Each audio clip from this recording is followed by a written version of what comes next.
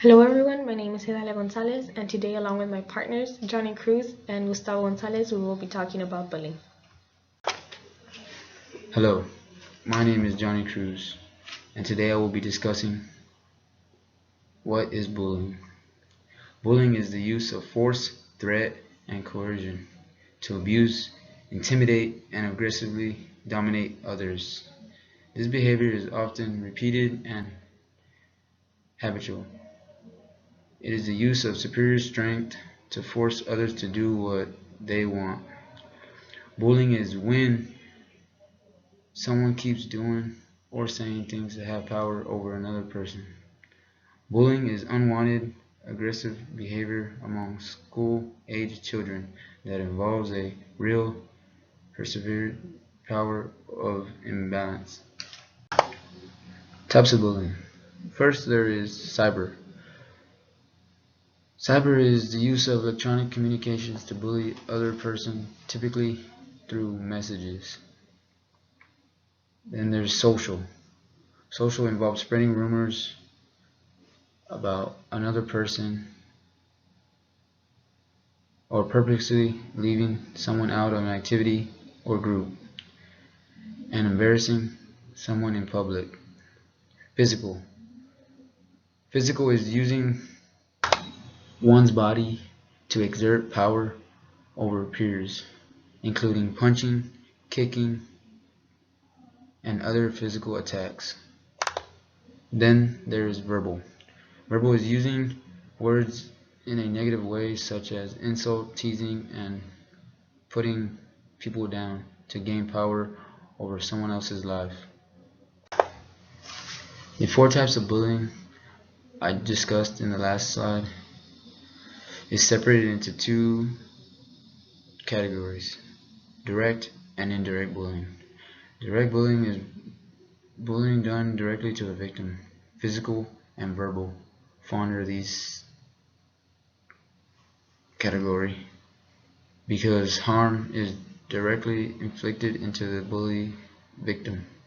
Physically, hitting, punching, grabbing, kicking. Verbal would be insulting, teasing, intimidating the victim.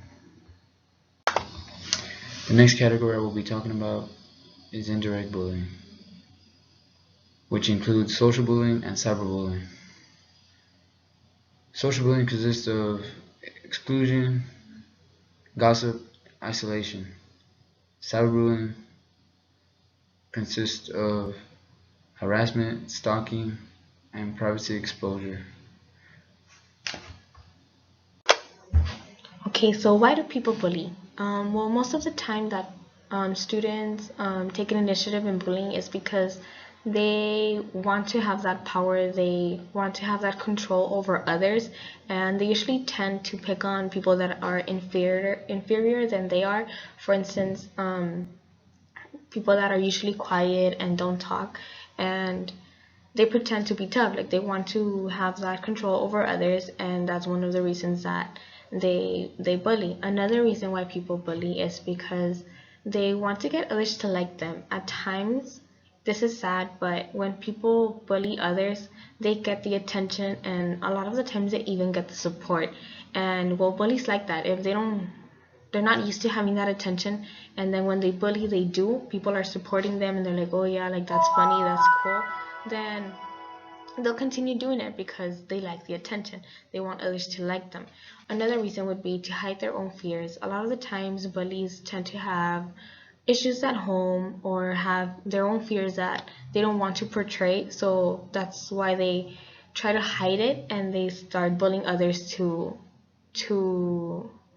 show off that they are tough and that they have no fears, when in reality they're just trying to hide their fears by hurting others.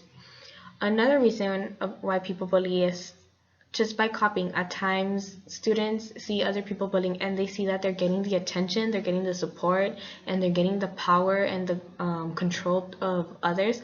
Then they say like, oh hey, I want that power, I want that attention. So they start bullying as well, even though it is not a good example to be following. Another reason would be that they don't like who they are. Not they feel that they're not good enough, so they have to act a certain way, which is like tough and mean towards others, so that they can feel content with who they are. So who is involved in bullying?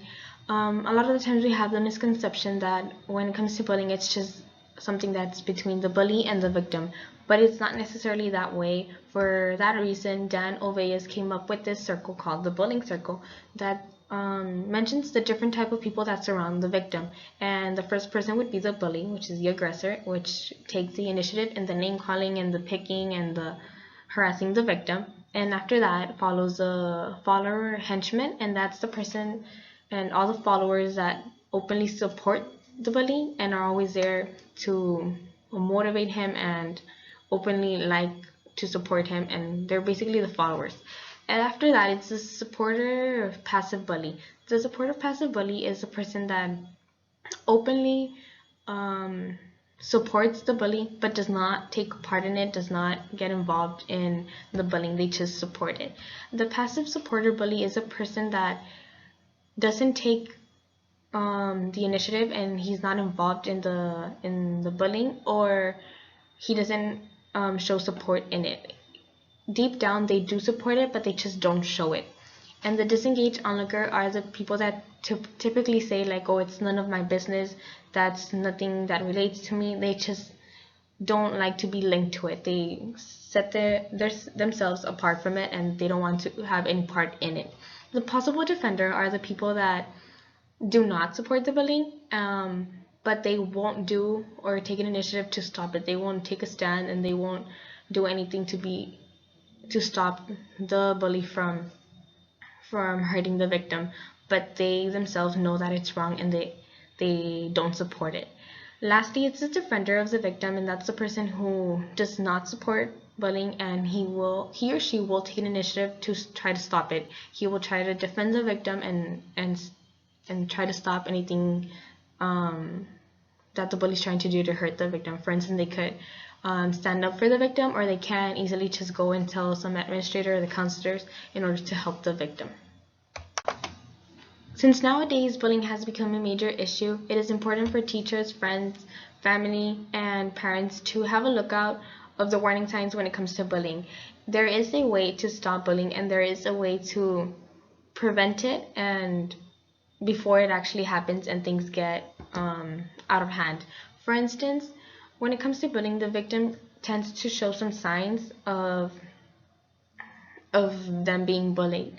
For instance, one of the first ones would be that if the student used to like going to school, he or she was always willing to go to school and meet up with his friends, and all of a sudden they start saying that they don't want to go to school and that they hope that school comes to an end.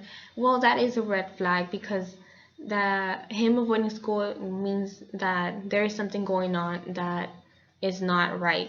Another warning sign would be a decrease in academic achievement, because since the victim is now focused on the bullying and of trying to avoid getting hurt, then he or she will not have the same focus in school. His grades will tend to fall, and that's one of the warning signs that we can see beforehand. Another warning sign would be avoiding socializing with his or her peers. If the person is being bullied, he might isolate himself or herself from friends because they do not trust people anymore. They don't have the same confidence, and they don't have the same desire to be around people that might hurt them. Another obvious warning sign would be change of attitude. If the person was a very outspoken or very talkative person, and all of a sudden starts talking less and starts, like I said, isolating themselves from their peers, then there is something going on that we as parents, teachers, or friends, we should look out for it in order to try to avoid the bullying to even begin. Bullying can affect everyone, and the person that usually gets affected the most is the victim, because they are the ones that are receiving the the hurtful words and the negative remarks. So the victim tends to have a lot of negative outcomes. For instance, they have a lot of mental issues afterwards. They have a lot of even physical, depending on what type of bullying they were receiving, that they don't know how to react to it. So they have a lot of depression going on. Like during the stage of bullying, they tend to be depressed because they are suffering. I mean, they are being constantly bullied and they don't know how to react to it. They have a lot of anxiety since they are used to always someone picking on them. They're always anxious. Like they always have the anxiety that someone's gonna come and hurt them again. The another effect of bullying is the deterioration of emotional and social state. When someone gets bullied, it affects their social skills because they are afraid of going out into the world and being bullied again. They don't know who to trust and they don't know who's going to be a bully or who's going to be their friends. And also their emotional state, because now they are constantly thinking that someone is going to hurt them, so that affects their emotional and social state. Another effect of bullying would be insecurity, because like we said, they lack confidence. Because of bullying makes them feel inferior, and it makes them feel that they are not good enough, so they feel insecure, they feel that they're not good enough. And another effect would be stress. The victim is usually stressed because they don't know how to control it, they don't know how to stop the bullying, so they're always stressed and they feel incompetent to stop it. Another effect of bullying would be long-term social and behavioral problems. Like I said before, their social problems now is going to be affected because now they will not know who to approach and how to approach people, and they might act a certain way towards people. They might be defensive and they might be violent towards others because they expect them to bully them as well. And one of the worst effects of bullying can be suicide. Like I said, bullying can affect the victim mentally, physically, and well, the worst of all would be suicide. There is always someone to help you, whether it be a parent, teacher, or counselor. The bullying must be taken seriously in order for anything to actually be done about it. If someone you know is reaching out to you because they're being bullied, make sure that you really understand that it's real and this could definitely affect them. Hear the victim out and really get to know them and understand their pain, because nothing can be done through just silence. Even reach out to teachers or counselors yourselves, because bully victims have a lot of trouble actually speaking for themselves because they're constantly being put down by their peers. So go and report it to a teacher or counselor and make sure something is actually done about it. Be their voice. In order to show how serious bullying really is, we will provide the following statistics. 18% of students feel bullied, and 85% of students have witnessed bullying. Suicide is also the third leading cause of death amongst young people, and bully victims are 2 to 9 times more likely to consider suicide than non-victims. Every year, 160,000 kids stay home from school in order to avoid being bullied, and 14% of high schoolers have considered suicide and 7% have attempted suicide. In the following slides, we will be discussing several cases where students were pushed to the very point of actually taking their own lives. We have chosen to focus on these next two cases because these are cases where these students were actually pushed to their breaking point, where they felt that the only way out for them was for them to take their own lives. The first case we will be talking about is the case of Jaden Bell. He was a 15-year-old teenager who was driven to the point of suicide just for being gay. This not only shows how prevalent bullying is in schools, but also how prevalent homophobia is. A child was driven to the point of killing himself simply because of his sexual orientation. This was something that he did not choose himself, but instead was born with.